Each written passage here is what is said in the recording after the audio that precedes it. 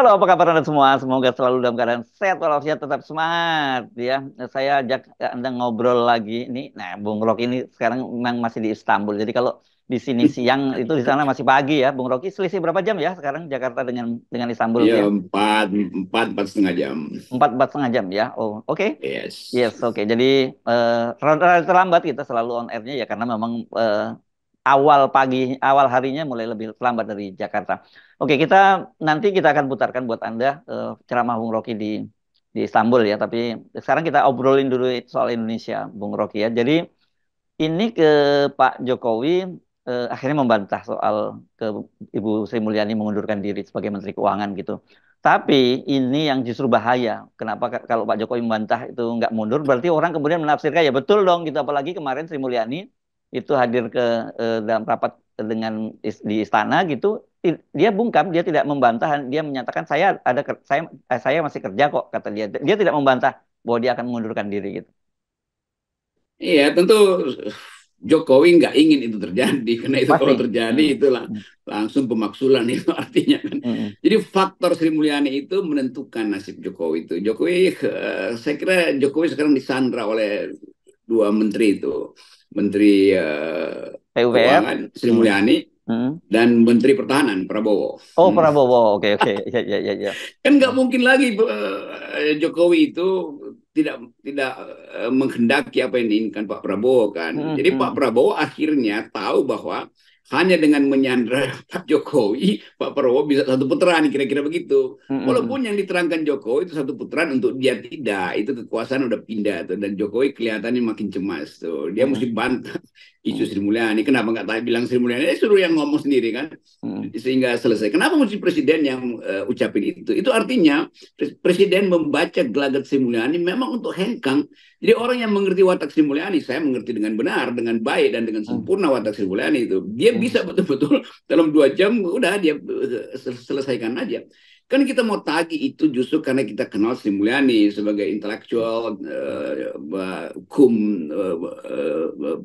civil servant, atau pembuat kebijakan publik. Tetapi Sri Mulyani itu dididik di dalam tradisi akademis yang ada etikanya tuh. mm. Kita ingat Sri Mulyani di 98 itu terus-menerus menghajar kebijakan Pak Harto, kendati dia masih berkedudukan sebagai ketua program public policy di FEUI. Tapi ini manusia semacam Sri Mulyani selalu ada kesempatan untuk memulihkan kembali integritasnya kan. Kan nggak mungkin Sri Mulyani tulis biografinya atau autobiografi dia bahwa dia itu meneruskan kebijakan Jokowi yang akan dihujat oleh seluruh mahasiswa FEUI kan. Ya, Itu ya. soalnya tuh. Jadi bagi saya Sri Mulyani pasti akan ambil langkah untuk berhenti dari kabinet. Itu cuma soal pertimbangan-pertimbangan kecil, dan pertimbangan besarnya Sri Mulyani percaya bahwa kalau ada pejabat yang bisa gantikan dia, mungkin hari ini dia udah berhenti. Tapi dia juga berpikir tentang bangsa. Dia tahu kalau dia berhenti, seluruh sistem internasional akan mengutuk Indonesia. Dan Mm. itu artinya Indonesia akan dikucilkan dari pergaulan ekonomi dunia. Karena Sri Mulyani tetap faktor di dalam menentukan sound, bunyi tidaknya ekonomi Indonesia dalam upaya untuk menggait hutang maupun investasi asing. Tapi ini bukan sekedar soal etika Sri Mulyani yang kita uji. Ini sekaligus kita mau uji apakah kabinet juga bisa utuh ketika keadaan betul-betul makin lama makin buruk. Tuh kan itu intinya kan. Jadi tentu udah ada semacam pandangan bahwa Jokowi udah nggak mampu mengendalikan kabinetnya tuh, karena kasakusuk, Ya, berita masuk berita keluar tuh. Sikap James Sri Mulyani aja itu udah menunjukkan bahwa dia memang udah ragu ada di dalam kabinet ya, kan. ya, ya. Yang kedua, keterangan Jokowi memperkuat bahwa memang Sri Mulyani ragu, karena itu harus Jokowi yang bantah itu. Itu saya Mm, kira mm. intronya.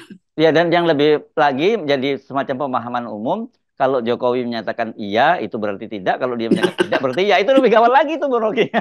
Iya, karena bukunya judulnya begitu kan, Man of Mm-mm. Contradiction. Iya. Oke, tapi saya kira gini ya persoalannya bukan oke, Ibu Sri Mulyani memang salah satu Menteri Keuangan yang banyak orang menilai dia sulit digantikan gitu. Tapi saya percaya banyak lah sebenarnya ekonom yang Bisa, juga bisa seperti Sri Mulyani. Tapi persoalannya bukan sulit atau tidak sulit mencari, tapi siapa yang mau gitu. siapa mau. Kan gitu. Kan itu kan, iya itu kayak dilelang, itu Hmm. barang barang bekas tapi masih dilelang dengan harga tinggi, kan nggak Iya, mungkin iya. Hmm. orang mau beli gitu kan. Jadi tetap ada semacam kesepakatan di kalangan teknokrat Indonesia, entah itu yang Hmm. ada di kabinet maupun para pengamat, menganggap bahwa Indonesia ini nggak bisa diselamatkan Hmm. kecuali lengserkan Jokowi, karena ini satu paket. Ini bukan sekedar soal watak menteri-menteri, tapi ini watak kekuasaan yang makin lama makin menunjukkan pembusukan kan. Hmm. Di hal yang sudah membusuk, bagaimana dicegah gitu. Cancer di tahap keempat itu nggak bisa lagi diobati apapun, dan itu Hmm. pembusukan, itu metastasi, itu akan berlangsung terus. Jadi kelihatannya 2-3 hari ini isu pemaksulan akan berlanjut terus, Hmm. dan Hmm. saya bisa duga dengan kuat bagaimana di kalangan menteri-menteri, termasuk menteri yang ada di 02 itu yang mendukung Pak Prabowo, mulai Hmm. saling bikin WA group untuk Hmm. untuk Hmm. saling tanya, lu mau kapan berhenti? Bagaimana kalau kita ketemu dulu ngopi-ngopi dan cari akal, atau liburan sama-sama buat ngatur strategi? Kan itu intinya kan. Itu Hmm. yang membuat Jokowi makin lama makin nggak bisa tenang hidupnya tuh. Ya, Jadi ya. Jokowi sebetulnya disandra oleh kabinetnya sendiri. Akhirnya begitu. Dan Hmm. ini udah hukum besi kekuasaan. Bahwa begitu grip Jokowi itu kelihatan makin melemah, nah itu ajudan-ajudan atau komponen-komponen dia, punakawan-punakawannya juga mulai cari skoci kan. Hmm. Itulah watak kekuasaan yang otoriter, watak yang tidak egaliter tuh. Dan cara Jokowi memerintah kan betul-betul tanpa pola itu. Apa yang dia inginkan harus dilakukan tuh. Dan beban itu pertama-tama pada Sri Mulyani. Kan Sri Mulyani kayak disuruh aja. Mungkin Sri Mulyani bilang, ya itu nggak cukup Pak, dananya itu buat IKN, nggak cukup dana buat kereta cepat, nggak cukup dana buat beli persenjataan. Ya kamu cari dong, kan kamu kan Hmm. Menteri Keuangan, kira-kira begitu. Saya bisa Hmm. bayangin misalnya Hmm. Hmm. bentakan dari Jokowi yang mungkin dalam bentuk yang uh, apa namanya, non verbal atau bahasa tubuh Jokowi itu kan bisa dirasakan oleh Sri Mulyani. Dan bukan lagi rahasia bahwa Sri Mulyani saya kira udah berkali-kali menolak program-program Jokowi, tetapi pasti dia berpikir bahwa kalau nggak dilakukan maka akan ada kesulitan untuk transaksi internasional. Tetapi ada batasnya itu. Saya kira batas itu udah dikenali Ya, oleh ya. Sri Mulyani. Kalau dia nggak ngerti juga, nah itu artinya Sri Mulyani juga ikut lupa daratan. Ya, kan sebenarnya kalau dari informasi yang beredar, ini bukan pertama kalinya Sri Mulyani itu ingin mengundurkan diri, tapi kali ini yang justru jauh lebih lebih serius gitu, Bung Rocky. Dan apalagi yang kemudian kenapa menjadi serius juga bagi Jokowi ini kan fase yang sering disebut sebagai kalau kalau di kita sebutnya sebagai fase kapal karam gitu ya, menjelang karam. Ya sebetulnya jangkarnya pun nggak nyampe lagi itu karena udah Hmm. putus tuh. Jadi apa yang mau dipastikan oleh Jokowi, nggak ada lagi itu kan. Seluruh sistem internasional, kalau kita nguping wartawan asing, diplomat asing itu olok-olok pada Indonesia tuh gila-gilaan tuh. Hmm. Kalau kita baca bagaimana analis-analis Indonesianis di Melbourne, di Canberra atau di Cornell itu melihat Indonesia sebagai percobaan yang buruk, Hmm. percobaan untuk membangun kembali demokrasi melalui pemilu ini adalah hasilnya akan buruk. Jadi sudah terbentuk semacam imajinasi untuk menghasilkan ulang Indonesia tanpa Jokowi, kan itu intinya kan. Ya, ya, ya, Jadi ya. problem-problem ini yang bahkan mahasiswa Eropa itu udah bicara secara teoritis tentang Hmm. apa sebetulnya yang disebut nation in waiting atau Hmm. imagination nationalism, yang merupakan imajinasi tapi nggak ketemu-ketemu tuh karena terhalang terus oleh ambisi-ambisi pragmatisme dari Pak Jokowi. Jadi saya bicara juga dengan kalangan intelektual di Eropa, dan mereka juga mengetahui bahwa ada persoalan dengan Indonesia, dan itu hanya bisa diselesaikan dengan satu tindakan radikal, yaitu maksulkan, kan itu intinya kan. Ya, ya. Walaupun memang orang kayak Puan masih ngitung-ngitung lain, iya, Hmm. tetapi seluruh batin kita itu tidak lagi merestui kalau Presiden Jokowi masih ikut campur, bahkan menitiskan kekuasaan dia pada dinastinya tuh. Ya, ya. Nah, ini saya kira em, dalam kaitan ini, survei yang kemarin dipublikasikan oleh Bloomberg itu tidak boleh dianggap main-main ya, Bung Rocky, karena surveinya itu bukan survei elektabilitas seperti yang banyak dimainkan oleh lembaga survei di Indonesia. Itu survei terhadap para pelaku ekonomi dan analis ekonomi top di Indonesia, disebutnya begitu. Dan dan di situ mayoritas mereka menilai bahwa ya Anies yang ini punya peluang untuk mengubah ekonomi kita kan, itu mereka yakin kalau Anies terpilih itu akan menjadi ekonomi Indonesia bisa tumbuh di atas 5%, jadi 7% yang seperti yang pernah dijanjikan Jokowi. Dan kedua, nah ini yang menurut saya paling berat ini, karena mereka berkeyakinan bahwa politik dinasti itu akan menjadi kutukan bagi perekonomian Indonesia. Nah, ini jangan dianggap aneh ketika sebuah media seperti Bloomberg yang pengaruhnya sangat besar, dia mempublikasikan hal itu gitu. Ya, itu Bloomberg itu cuma mengkompilasi pikiran-pikiran investor asing yang Ya. melihat Indonesia lagi tenggelam. Dan itu istilah itu betul, itu kutukan itu. Hmm. Dan nggak ada orang yang mau melihat Indonesia tumbuh dari perspektif luar negeri, tetapi menemukan bahwa yang akan ditumbuhkan adalah anaknya Pak Jokowi. Kan Ya. itu artinya itu pelanjutan oligarki, pelanjutan kerusakan lingkungan, pelanjutan ketidakmampuan untuk menghasilkan keadilan. Semua itu udah ada desainnya di dalam kepala CEO dunia kan. Jadi Hmm. kita lihat bagaimana pembusukan itu ya unstoppable. Dengan kata lain bahwa kemampuan intelektual untuk melihat Indonesia dalam bahaya akhirnya dibenarkan oleh riset-riset justru dari kalangan jurnalis tuh yang Hmm. mampu untuk membaca dengan cepat bahwa pikiran CEO ini, pikiran perusahaan besar ini bahwa Indonesia hanya mungkin ditemukan kembali dan didesain ulang kalau ada presiden baru, bukan keberlanjutan tapi perubahan kan. Kan Hmm. itu dasarnya kan. Demikian juga bahkan oligarki dalam negeri melihat bahwa ya udah nggak ada lagi yang akan melindungi kita tuh dan Ya. berarti bahwa dia mulai pindah pindah lahan sebetulnya. Oligarki pun akhirnya mungkin pindah lahan cari presiden baru dan mulai cari alasan untuk tidak lagi mendukung Jokowi. Dan Jokowi nggak pernah punya pemahaman itu karena dia dibiasakan untuk melihat bahwa APBN itu kayak brankas. Kalau nggak ada investor ambil dari APBN tuh dia pikir Hmm. APBN itu kayak lumbung yang bisa diambil atau dikuras kapan saja. Dan itu yang bikin saya kira Sri Mulyani frustrasi karena cara Jokowi melihat anggaran itu seolah itu adalah anggaran yang diberikan pada dia untuk dikuras kan itu masalahnya tuh. Ya, ya, Jadi ya. ini juga soal uh, apa ketelitian atau ya batin manusia yang merasa ini kan gue kumpulin dari pajak kecil-kecil semuanya tiba-tiba masyarakat menuduh gue yang nggak mampu mengelola keuangan padahal gue cuman kasir yang disuruh-suruh untuk isi tambah kuras segala macam itu kosong kunyah jadi sebetulnya itu saya membayangkan itu karena saya mengerti cara berpikir Mulyani. Ya, oke. Kalau kita bicara soal oligarki itu ya, Bung Rocky, jangan dianggap bahwa mereka ini loyal pada seorang personal. Mereka ini loyalnya pada siapa yang berkuasa saja kan gitu. Dan mereka sering kita sebut kalau ini follow the power lah. Mereka akan mengikuti uang dana mereka akan dialihkan sesuai dengan kekuasaan yang beralih juga begitu ya, Bung Rocky. Jadi kalau toh sekarang katakanlah Pak Jokowi masih disupport oleh para oligarki, tetapi ketika ada tanda-tanda bahwa elektabilitasnya Prabowo dan Gibran itu stagnan bahkan turun, kemudian yang Anies dan Imin naik, mereka pasti juga akan memindahkan telurnya. Kalau tadinya mungkin kalau telur di Anies cuma dua, sementara di Jokowi lima, ya mungkin mereka akan mulai nambah tuh jadi empat lah gitu di Anies. Kan bisa terjadi semacam itu. Saya kira itu yang udah terjadi itu. Kalau kita bayangkan, oh masih ada 20 hari.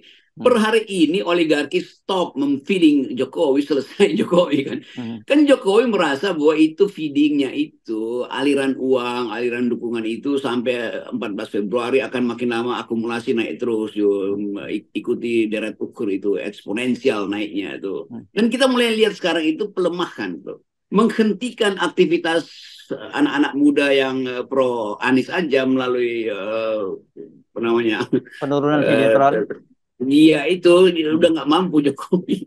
Jadi Hmm. itu artinya kemampuan dari oligarki mungkin udah beralih. Sangat mungkin oligarki itu yang membiayai anak-anak muda itu justru kan. Kan itu nggak pernah tahu bagaimana Hmm. kaki tangan oktopus oligarki itu Hmm. bekerja kan dengan sistem yang canggih itu bisa dana-dana yang harusnya tiba pada kekuasaan Pak Jokowi atau koalisi 02 itu justru dipindahin pada anak-anak muda ini karena dianggap oh, ya mereka ini sebetulnya yang bisa diandalkan kembali itu. Jadi oligarki itu tidak pernah setia, dia hanya setia pada format yang dia inginkan di masa depan itu. Nah, format yang masa kini nggak mungkin jadi format masa depan. Oligarki juga membaca Bloomberg, membaca Guardian segala macam, Hmm. analisis di Economist, dan semua mereka mengerti bahwa nggak ada peluang Jokowi bisa mengembalikan kejayaan Indonesia atau bahkan mempertahankannya. Dan yang Ya. terjadi adalah pembusukan tuh. Jadi saya kira lembaga-lembaga internasional udah tiba pada satu kesepakatan bahwa Indonesia harus diubah model demokrasinya itu, atau dikembalikan pada saat reformasi dimulai. Jadi kutukan sejarah itu sudah sedang berlaku pada Pak Jokowi. Ya, kan begini ya, para pengusaha ini kan orang yang sangat pragmatis ya, Bung Rocky ya. Jadi mereka sendiri sebenarnya kalau kemudian situasinya yang lebih fair, kondusif, ya mereka pasti akan lebih suka kalau aturan-aturannya lebih jelas dan sebagainya begitu. Sebusuk-busuknya oligarki, begitu ya, Bung Rocky. Tapi kalau dia melihat bahwa kemudian ada sampai mereka sampai pada satu penilaian bahwa dinasti, rejim dinasti itu akan menjadi kutukan ekonomi, ya mereka pasti nggak mau lah bertahan di sebuah negara yang dikutuk secara perekonomiannya gitu. Kita bayangkan misalnya siapa yang didengar oleh investor asing, Bahlil atau Bima Yudhistira misalnya, atau Hmm. Faisal Basri, kan Hmm. cuma itu dasarnya kan.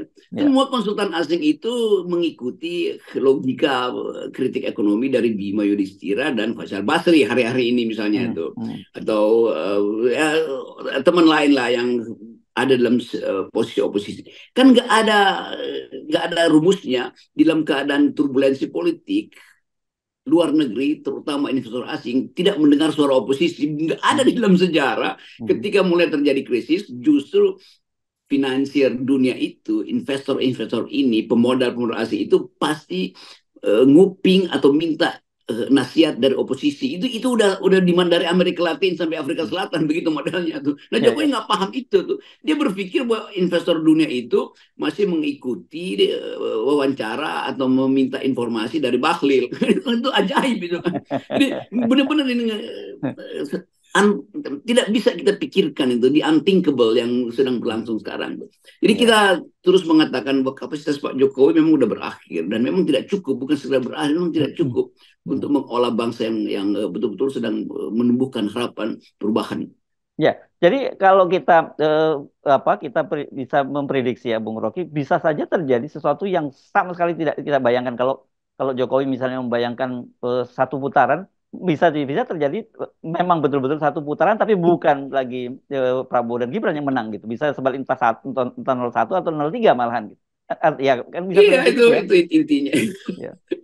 Jadi ini saya bisa hitung dengan intuisi aja sebagai orang yang mengamati dari dekat problem-problem ekonomi politik dari zaman Orde Baru, bahwa ada sense yang makin lama makin buruk tuh. Dan kelihatan gejala terbalik mulai berlangsung. Hmm. Semakin Jokowi panik, semakin harapan satu putaran bagi dia itu mulai lenyap Hmm. imajinasinya. Dia akan lakukan tindakan kekerasan.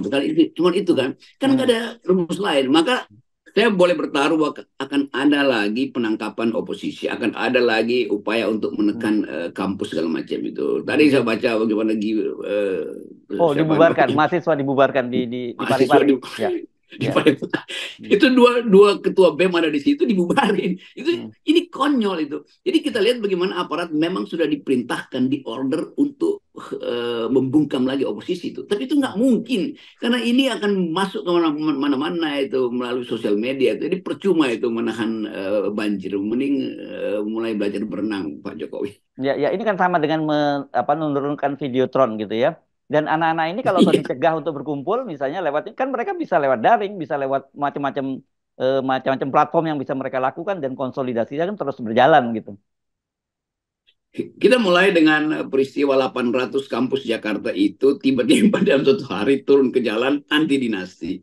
Hmm. 800 itu beredar dalam bentuk TikTok jadi 8.000. 8.000 beredar dalam bentuk modus yang lain tuh jadi 800.000 tuh. Hmm. Jadi satu Indonesia mahasiswa itu udah ada di dalam festival of sebut aja semacam perayaan kemenangan mampu untuk mengolok-olok kekuasaan kan. Padahal itu cuma gerakan anti dinasti itu dengan satu tagline tuh. Apalagi mahasiswa ini kemudian gabung dengan anak-anak Gen Z ini yang betul-betul suka hura-hura dengan memanfaatkan sosial media kan. Dan Ya. bagaimana menghalau mereka? Jadi nggak ngerti nih, bagaimana kita pahami istana itu nggak pernah ngerti bahwa hari-hari ini itu politik itu diasuh secara elektronik, bukan lagi diasuh dengan kemampuan amplop, nggak ada gunanya amplop disebar kalau pada akhirnya anak-anak muda itu menemukan cara untuk mengolok-olok dinasti Jokowi, dan Ya. itu akan membebani Gibran. Jadi saya mungkin nasihat terakhir pada Gibran, Anda itu sebetulnya dijebakkan oleh ayahmu, dan itu yang saya sebut sebagai Pak Jokowi itu harus dipanggil oleh pengadilan karena pelanggaran undang-undang perlindungan anak. Walaupun agak bercanda, tapi saya serius. Sayang sekali itu saudara Gibran yang masih punya potensi 3-4 kali pemilu ke depan itu akhirnya bertemu dengan musuh dari kalangan dia sendiri, itu anak-anak muda ini kan. Itu kan ajaib kan. Jadi nggak ada anak muda yang ingin wakilnya itu seperti Gibran yang diasuh oleh istana, disodorkan lalu dipilih secara konstitusional, padahal sebetulnya dengan melanggar asas-asas konstitusi kan. Nah, ini kesadaran yang sampai pada kemarin di Istanbul ada anak umur 18 tahun ikut di dalam diskusi mahasiswa itu. Dia bilang, saya yang paling muda di sini, tapi saya punya pengetahuan yang setara dengan kalian. Dengan gagah berani dia bicara tuh dan mulai mengarahkan kritik pada kekuasaan. Ini anak SMA di Istanbul yang baru mau cari sekolah itu, lagi belajar bahasa, tapi mau untuk ikut terlibat dalam perubahan politik. Tentu orang semacam dia itu ada juga di Berlin, ada juga di Warsaw, di Warsawa, di Prague, atau di mana-mana di seluruh Eropa itu, dan terkait dengan isu yang sama, yaitu bersatu untuk mengaktifkan anti dinasti, kan itu dasarnya. Ya, oke. Baik, Bung Rocky. Gue Karti juga AP. Sejak awal maksudnya kita bilang 0% ya. Yo, tidak.